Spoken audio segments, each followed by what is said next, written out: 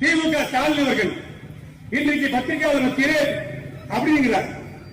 அதிமுக என்ன உங்களுக்கு என்ன ஈஸியா தெரிகிறதா?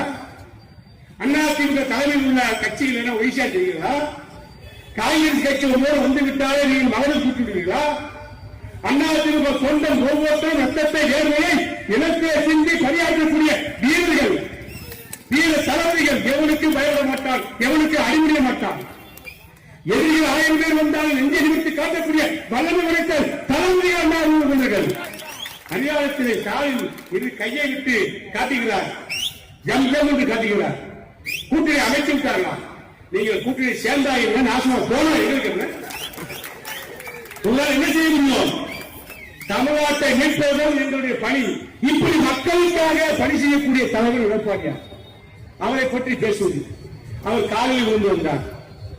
அவருக்கு நேரம் சரியாக இருந்த காரணத்தினால்தான் அவர் எல்லோரும் நாங்கள் ஏற்றுக்கொண்டு கட்டாயப்படுத்தி முதலமைச்சர் பதவியை உட்கார வைத்தோம். அதை சரியாக செய்து சரித்திரத்தில் இடம்பெறக்கூடிய ஒரு முதலமைச்சராக தன்னை உருவாக்கி கொண்டார். அதிமுக கட்சி இன்னைக்கு இருக்குன்னு சொன்னா அதுக்கு காரணம் யாரு? எடப்பாடியார். உண்டா இல்லையா? எத்தனை பேரு நான் தான் அதிமுக, நான் தான் அம்மாவுடைய வாரிசு சொன்னவங்க திமுக போயிட்டு இருக்காங்க. இதுவே அம்மா சொன்னாங்களா? எனக்கு பின்னாலும் அனைத்து அதிமுக 100 ஆண்டுகள் ஆளும் வாழும் என்று சொன்ன அம்மா எங்க? சட்டமன்றத்தில் அம்மா இறப்பதற்கு முன்பாக கலந்து கொண்ட கடைசி பட்ஜெட் தொடரிலே அம்மா பேசினாங்க. எனக்கு பின்னாலும் அதிமுக 100 ஆண்டுகள் ஆளும் தமிழகத்தின் வாழும் என்று சொன்ன தலைவருடைய தொண்டர்களா நீங்கள்?